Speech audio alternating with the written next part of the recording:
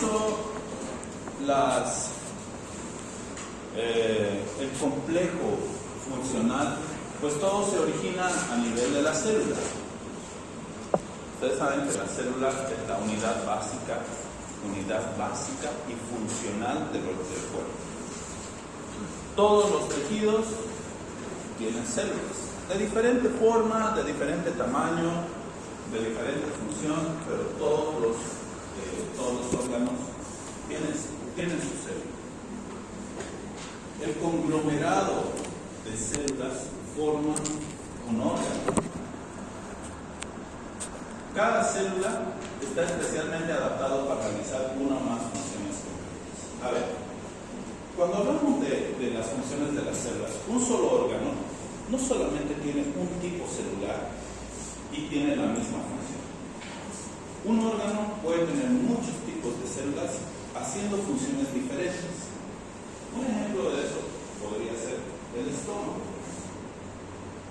Anatómicamente, ¿cuántas partes tiene el estómago? ¿Cuáles son? Bien, el fondo gástrico, el cuerpo y ¿qué más? ¿Qué? El páncreas, ¿qué se dicho?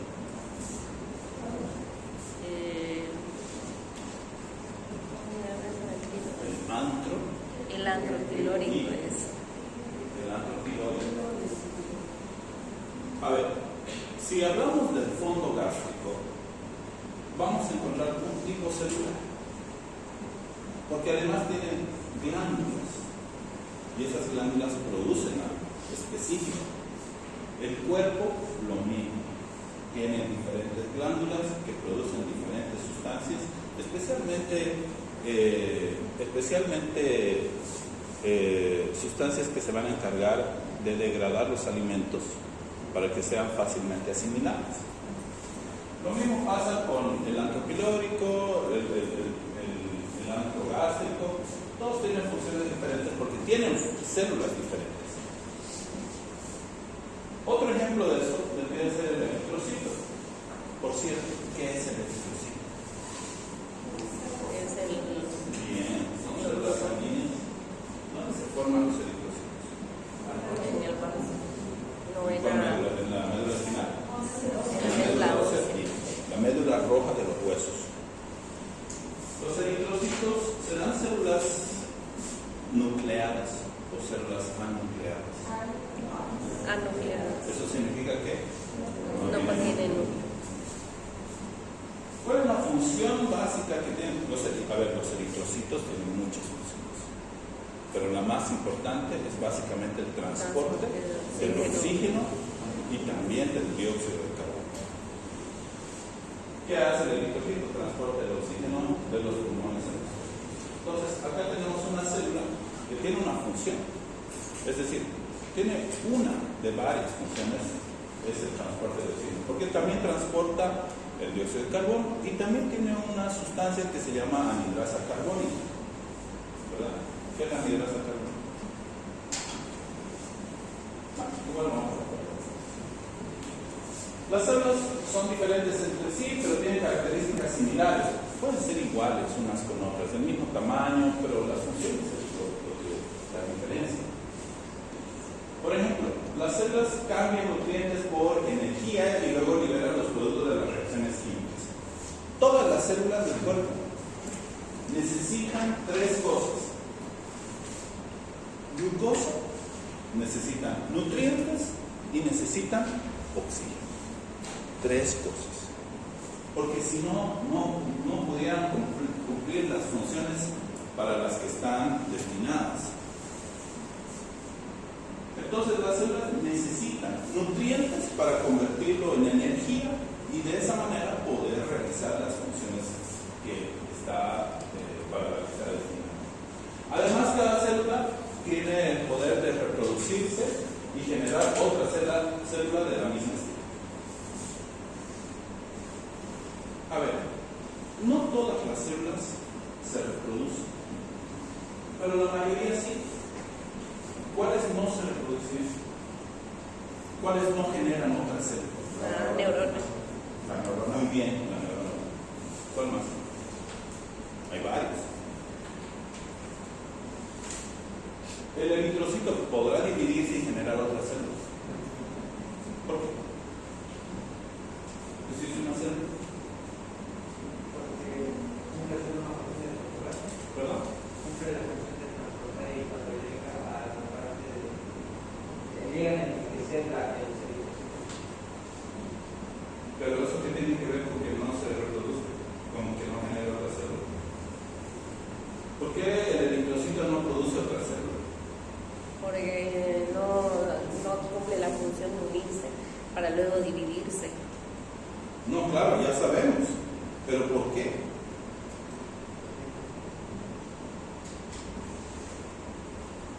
¿O sí genera el eritrocito otra célula?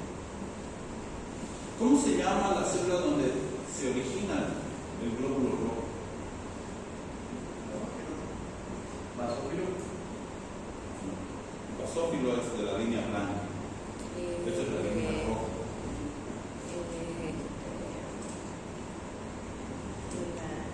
Es la célula madre pluripotencial, ¿no? De ahí se origina. Luego empieza a generar lo que es la línea roja, una célula específica que va a generar toda la línea roja. Hay otra célula que origina toda la línea blanca y otra célula que origina las plaquetas o los megachacocitos.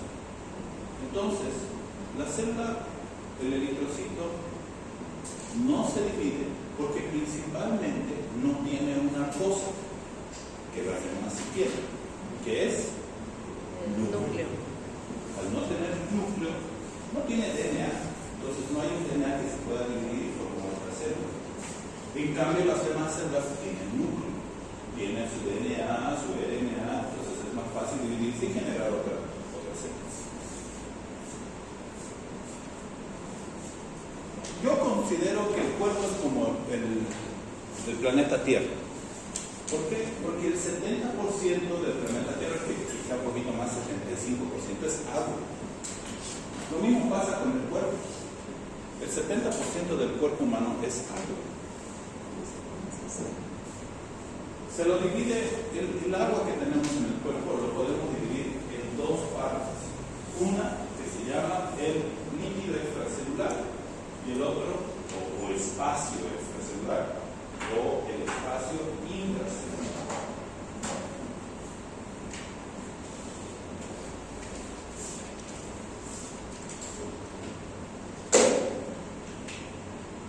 Esta es mi célula. Acá hay un vaso sanguíneo. Todo lo que está por fuera de la célula, incluyendo el vaso sanguíneo, es espacio extracelular. Todo lo que está por fuera de la membrana plasmática, esto que está acá, es la membrana plasmática. Todo lo que está por fuera de la membrana plasmática es considerado espacio extracelular. Y todo lo que está por dentro es espacio intracelular o líquido intracelular. El 60% del cuerpo es líquido. Y ese líquido no solamente es agua, es una mezcla de varias cosas. Dentro de esas varias cosas están iones, sustancias, hay diferentes células también que ayudan. Las 2/3 partes de este 60% está en el espacio intracelular y una sola tercera parte está en el espacio extracelular. ¿Qué significa esto? Que la mayor parte del agua, de este 60% del 70%, las 2/3 partes, o sea, la mayoría, la gran parte del agua, está en el espacio intracelular. O sea, todo el agua del cuerpo casi está dentro de las células. La tercera parte está fuera de las células. Todas las células tienen un movimiento constante por la sangre porque pasa por difusión.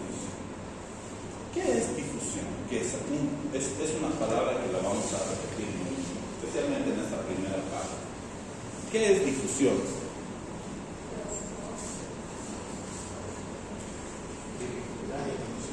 ¿Qué? No. Bien.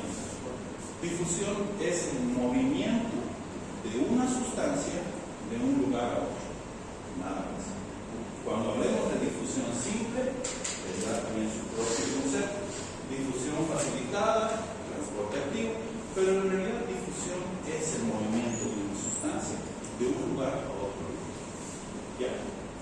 Entonces, todas las células tienen un movimiento constante y pasa la sangre por difusión. Entonces, fíjense que acá la sangre está yendo en ese sentido. Seguramente va a tener que pasar al espacio intersticial y luego finalmente pasar a la célula, porque ese es el recorrido que hace cualquier sustancia que vaya a nutrir o llegar a una célula. Del vaso sanguíneo pasará al espacio intersticial y de ahí recién a la célula. No puede ir directamente de la sangre a la célula. Las células son capaces de vivir y realizar funciones siempre que el medio interno tenga las concentraciones adecuadas de oxígeno, glucosa, aminoácidos, grasas, iones, etc. A ver, tenemos una célula que está en la punta del pie derecho, la más alejada. Esa célula, por más alejada que esté, necesitará nutrientes, necesitará oxígeno. ¿Qué pasa si no le llega? Se muere, ¿no? Se muere esa célula al no recibir cualquiera de estos tres. Pongamos un ejemplo de eso. Tenemos a... ¿su nombre? Rodrigo. A Rodrigo en este momento está recibiendo, tiene nutrientes, hay oxígeno y también seguramente ha desayunado y de ahí recibe la glucosa. Pero ¿qué pasa si yo le agarro y le tapo la nariz? Entonces le estoy primando de oxígeno. Pero tiene glucosa y tiene nutrientes. ¿Qué pasará con este pobre individuo? Puede morir igual. Se va a chingar, ¿no? Se va a morir. ¿Qué pasa si lo privamos de alimento durante 6 meses? Puede morir, ¿no? Pero tiene oxígeno y toma un poquito de glucosa de algún lado. ¿Qué pasará con él?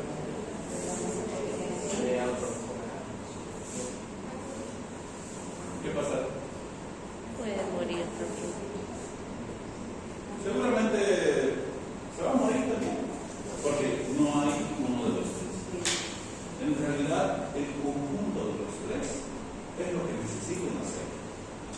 Por más alejada que esté.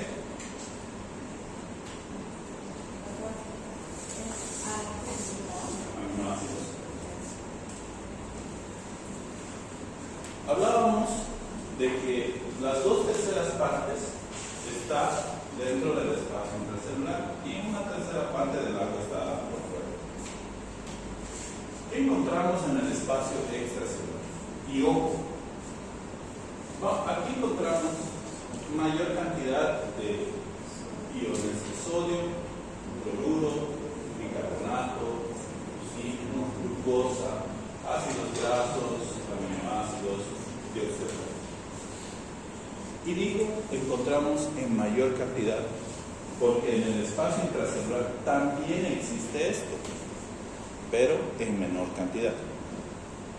Más importantes son las concentraciones en el espacio extracelular del sodio, del cloruro, etc. En el espacio intracelular hay mayor cantidad o mayor concentración, porque no vamos a hablar de cantidades, vamos a hablar de concentraciones, que es el término apropiado. Mayor concentración de potasio, magnesio y fosfatos. ¿Por qué hago referencia a eso? Porque en posteriores clases vamos a hablar acerca de lo que es el potencial de membrana, el potencial de acción, el transporte a través de la membrana. Porque si bien ahora estamos dando la parte general, tenemos que saber cómo funciona, cómo es el funcionamiento, porque tiene que haber un intercambio del sodio, ¿por qué tiene que entrar el sodio? ¿Por qué tiene que salir el potasio? Porque la membrana, porque la célula, al ser estimulada, empieza a haber un cambio funcional y empieza a haber un movimiento de iones que hace que la membrana cambie de polaridad y haga la función que tiene que hacer, sea cual sea. Entonces, es importante entender que por fuera hay mayor cantidad de estas sustancias y por dentro de estas.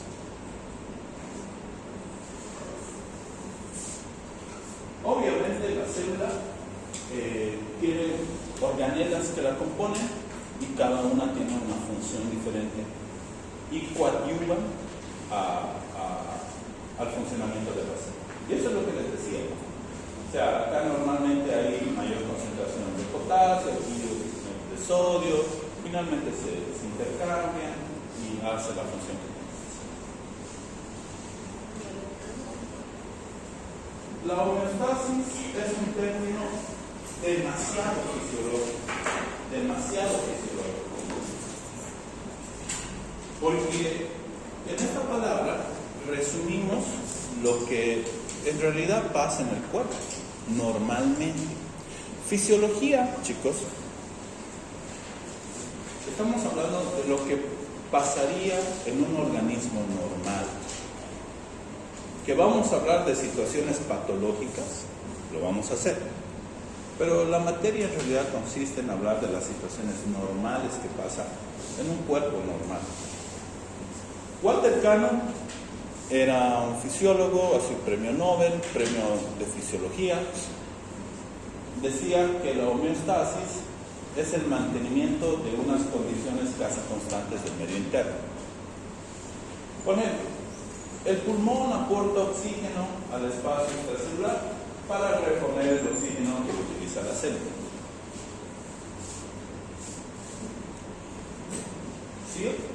Si yo fuera un atleta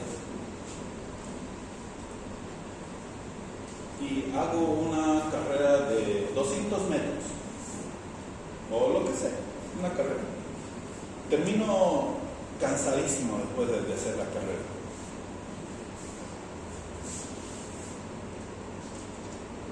Y resulta que mis células musculares han utilizado mucho oxígeno. Por cierto, el oxígeno, ¿será que circula por la sangre? Sí. Bien. ¿Cómo circula? En el glóbulo rojo. Por la hemoglobina. ¿Cómo? ¿Qué es la hemoglobina? La molécula que transporta el oxígeno. Bien. No es una molécula, es una proteína.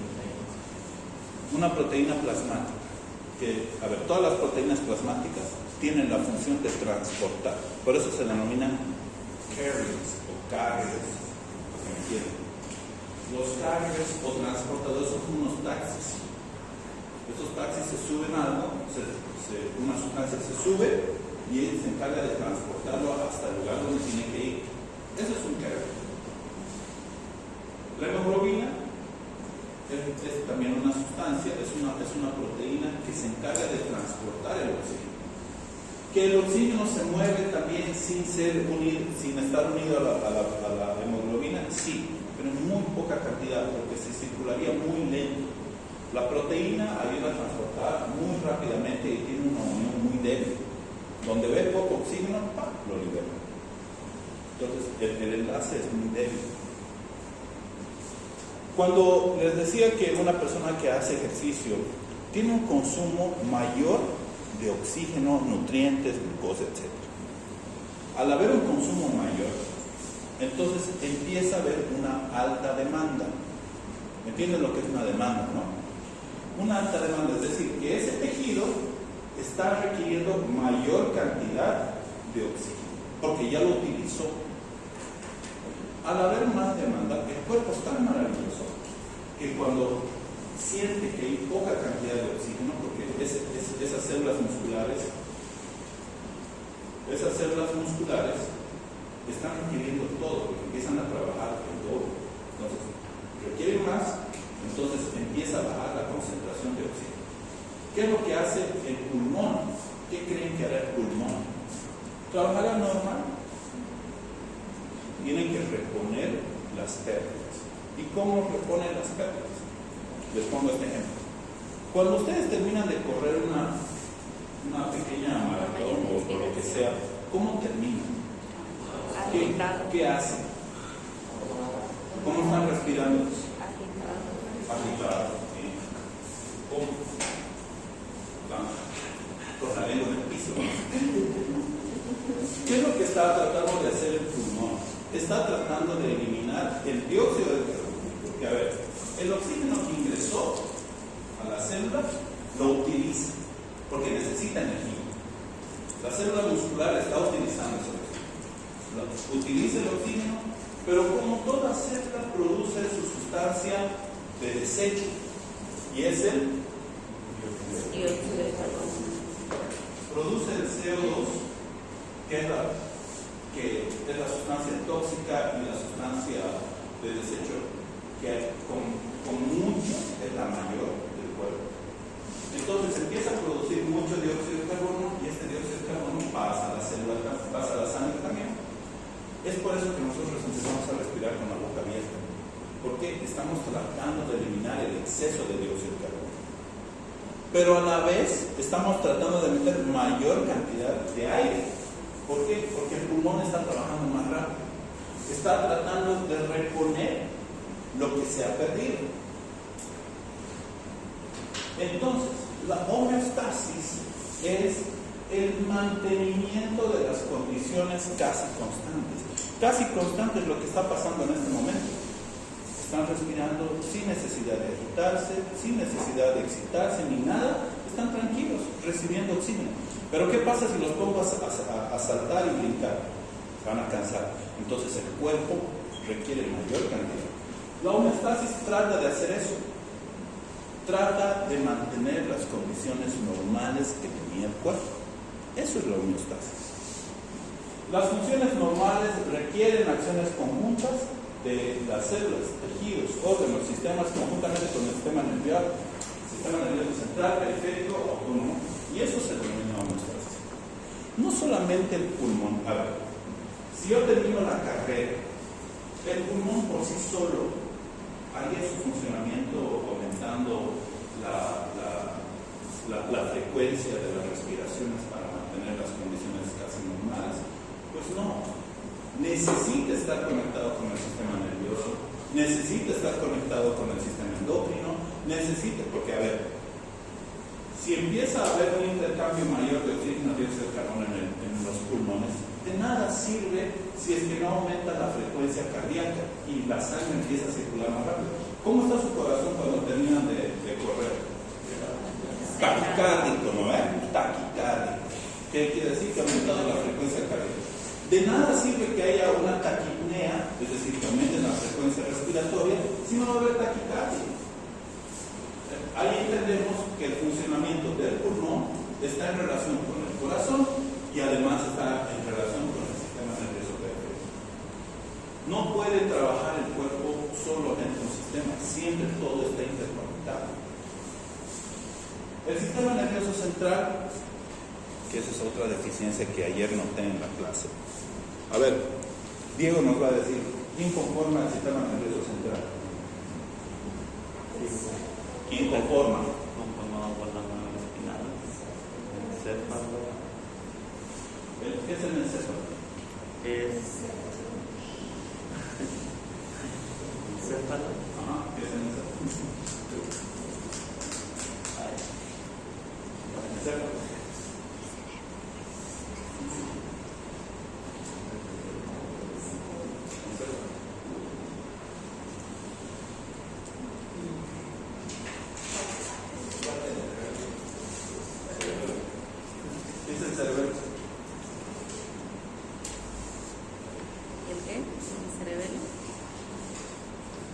¿Qué es el cerebelo? ¿Cuál es la función? ¿Dónde está ubicado el cerebelo? Bien. ¿Y por qué el cerebelo forma parte del encéfalo?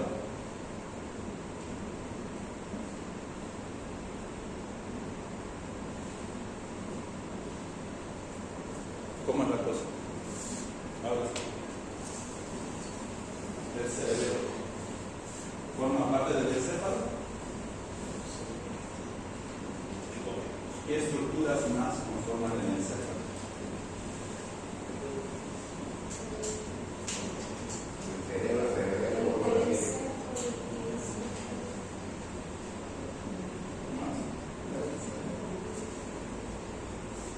Yo tengo un dicho. dice, si no sabes algo, es mejor que no digas, porque el doctor Mercado te va a empezar a enganchar y vas a hacer un hueco donde después no vas a poder salir. A veces es mejor decir no sé, a veces. Pero como están en mi clase van a tener que participar. El sistema nervioso está principalmente formado por médula espinal y encéfalo. ¿Quién conforma el encéfalo? Ya lo digo. El encéfalo en realidad es todo lo que está dentro del cráneo. Es decir, bulbo raquídeo, puente, lo compone el diencéfalo, el mesencéfalo, el cerebro. Todo eso es el encéfalo. ¿Quién compone sistema nervioso periférico?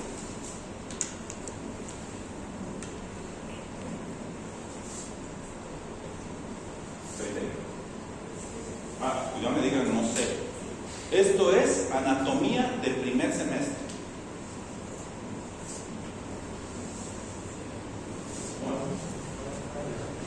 ¿Perdón?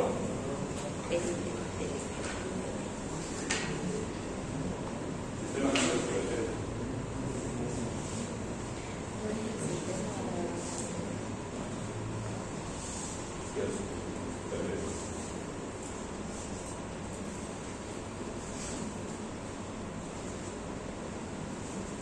El simpático y el parasimpático. No.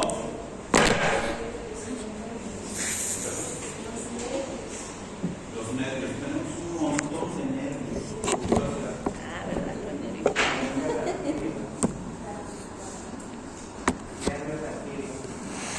Nervios raquídeos. Nada más.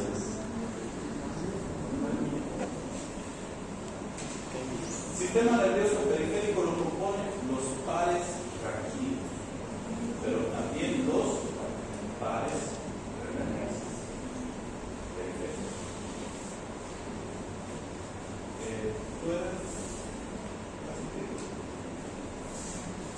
Sistema nervioso autónomo. ¿Qué es y quién lo conforma? Luego va los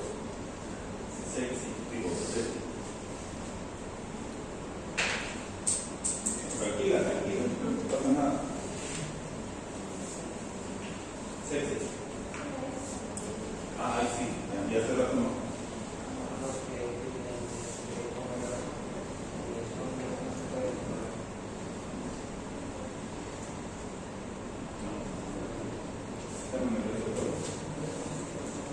Es la que yo leí, doctor. Simpático y parasimpático.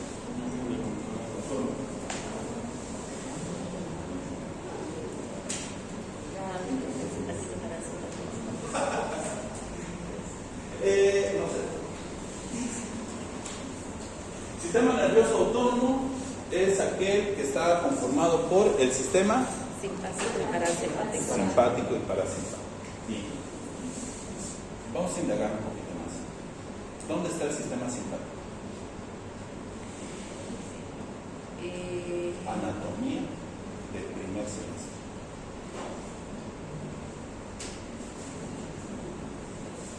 Por favor, no hagan que volvamos a anatomía, los libros de anatomía. Sé que es divertido, pero ya estamos en fisio y no vale la pena volver. Pero si no saben, vamos a tener que volver. Sí. El sistema simpático es el que nosotros podemos controlar todos los movimientos y las acciones. Y el parasimpático es el que no podemos nosotros, que es el Acciones involuntarias. A ver, ¿por qué se llama autónomo? Porque no lo podemos controlar. Es involuntario. Primero, ¿dónde se encuentra? A ver, El por corazón. delante. El corazón, porque él es autónomo. No. La cadena ganglionar simpática se encuentra por delante de los cuerpos vertebrales. ¿Conoce la columna vertebral, no? Sí. Bien, por delante de la columna vertebral paralateral, es decir, a un ladito, hay una cadena, y lo van a ver en cualquier fotografía. hay una cadena ganglionar que va por la parte anterior, sube eso. Ahora, de que tiene relación con todos los órganos, lo tiene. Pero en realidad la cadena ganglionar simpática está por delante de los cuerpos vertebrales, desde la región sacra hasta la región cervical. ¿Qué es lo que hace esta cadena ganglionar simpática? Tiene diferentes conexiones con todos los órganos, está conectado con los mares raquídeos. Entonces, ese es el sistema simpático. Ahora, ¿qué es o dónde está, mejor dicho, o quién lo representa el sistema parasimpático?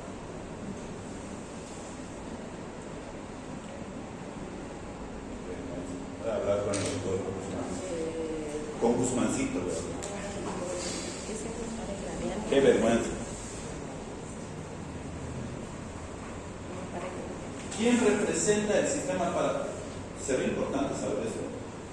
¿Ustedes creen? Sí, ¿verdad? ¿Quién representa el sistema parasimpático? Es un par craneal. ¿Cuál creen? Es este nervio, dice. No. Es el 10º par. El vago. El vago es lo que representa el sistema parasimpático. Y como su nombre lo dice, es un sistema autónomo que nosotros no lo podemos controlar. Un ejemplo de eso, y ese es el ejemplo, yo tenía una profesora que me daba embriología, y siempre pero esta mi profesora ha sido de embriología y ha sido de genética. Y ella nos decía, el sistema parasimpático es muy fácil. ¿Cuándo actúa el sistema parasimpático? Me decía, cuando ustedes están acá y pasa una chica muy simpática, ¿qué pasa con el corazón? O un chico simpático. ¿Empieza a latir más rápido o más lento? Más rápido porque se va a tener. Más rápido. Entonces, eso es lo que hace. En algunos casos, ojo, acelera, pero eso lo podremos controlar. No. Es lo mismo que, por ejemplo, los que transpiramos mucho, no lo podemos controlar, porque está actuando el sistema parasimpático. Yo no puedo decir, dejaré de transpirar hasta contarte del dolor. No se puede. El sistema parasimpático hace lo opuesto. Hace lo opuesto cuando el corazón empieza a aumentar su frecuencia cardíaca. El sistema parasimpático lo va frenando. ¿Por qué? Porque todo apunta hacia la homeostasis. ¿Y qué es la homeostasis? Es el mantenimiento casi normal de las condiciones del organismo. La enfermedad es la ruptura de la homeostasis. Pero hay mecanismos de compensación que desvían las funciones corporales. Les voy a poner un ejemplo. Cuando nosotros estamos haciendo un deporte y nos lastimamos, por decir, la rodilla, ha sufrido un traumatismo, ¿ya? La irrigación sanguínea en ese lugar se ha cortado por su sistema circulatorio principal, se ha cortado, se ha roto los vasos sanguíneos y ha habido una extravasación. Pero el cuerpo es tan maravilloso que dice, bueno, este lugar está siendo afectado, entonces crea otra vía alterna para irrigar ese lugar que ha sido afectado. Entonces, el cuerpo busca mecanismos compensatorios para tratar de volver a la normalidad. Así de maravilloso es el cuerpo. Por eso es tan difícil de entender.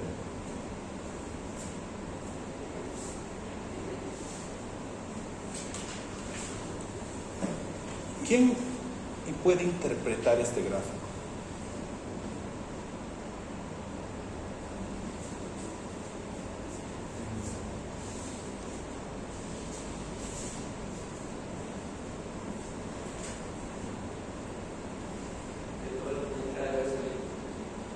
¿Perdón? Bien, entonces acá hay un ingreso y acá hay una salida. Pero ¿eso qué tiene que ver con la homeostasis? Que no hay movimiento, hay una postura. No, primero explícame esto.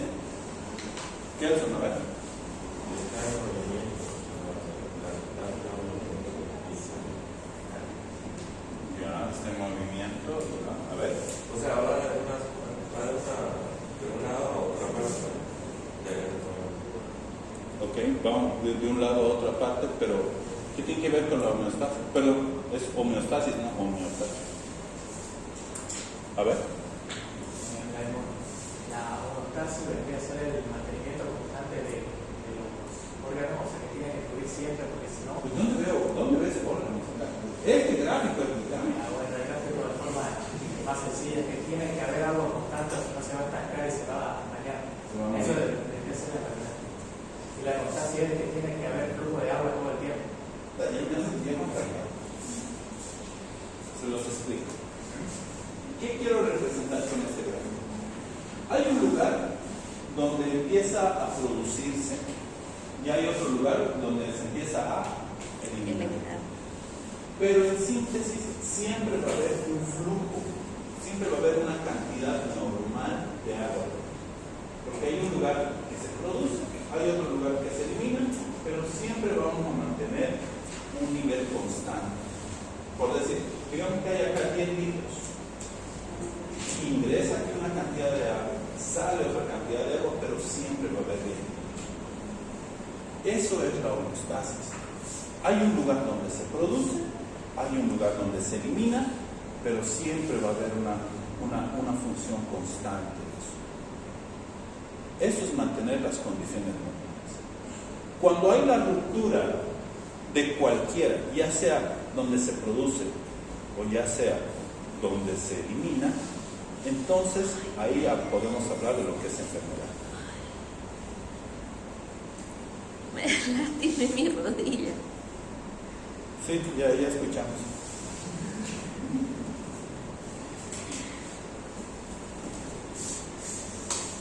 Como veo que se están durmiendo, vamos a hacer alguna actividad.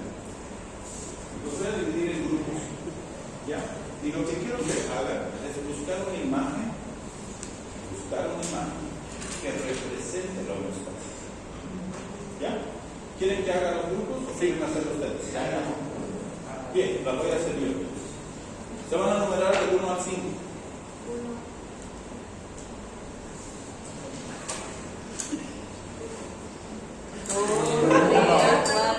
A ver, atentos. A ver, falla alguien y van a ser 50 euros. Vamos.